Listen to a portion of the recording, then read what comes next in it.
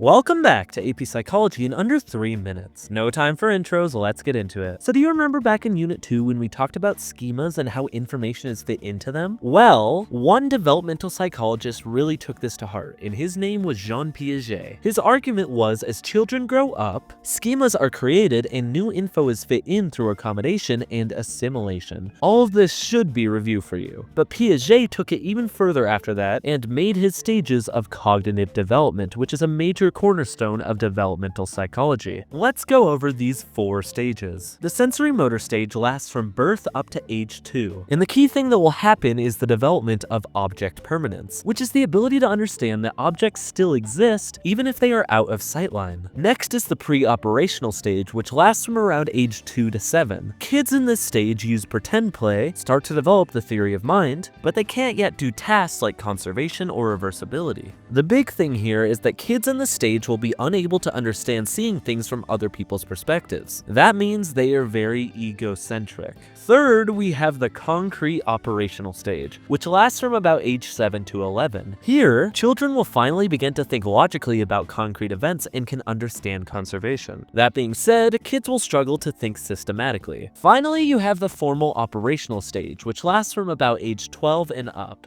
Now, adolescents and adults can finally think abstractly, use deductive and hypothetical reasoning, and systematically solve problems. But just understand that not all people will develop formal operational reasoning, or at least that's what Piaget says. So now that you know everything about how a child's cognitive mind develops, let's talk about another important theory here, which is Lev Vygotsky's zone of proximal development. Here's the way to think of this. Imagine a circle inside of a circle. As a child grows up, the circle on the inside is their current understanding where learning can happen unassisted. However, a child can't learn everything alone, so the second circle represents the zone of proximal development, where a child must learn things with specific assistance, which is called scaffolding. And finally, anything outside of the big circle is knowledge that is out of reach for the child to currently know. The whole point with this model is that social interaction and guidance with actual humans is very important to a child's cognitive development. And really quickly before I leave, I just want to quickly define 2 terms. Fluid intelligence is your ability to think on your feet, handle new problems, and adapt. Crystallized intelligence is the knowledge and skills you've built up over time through learning and experience. Crystallized intelligence generally remains stable or increases with age, while fluid intelligence tends to decline. A mental disorder to note here might be dementia, where memory and cognitive ability declines. On the screen now are AP-style questions for this topic. Pause now.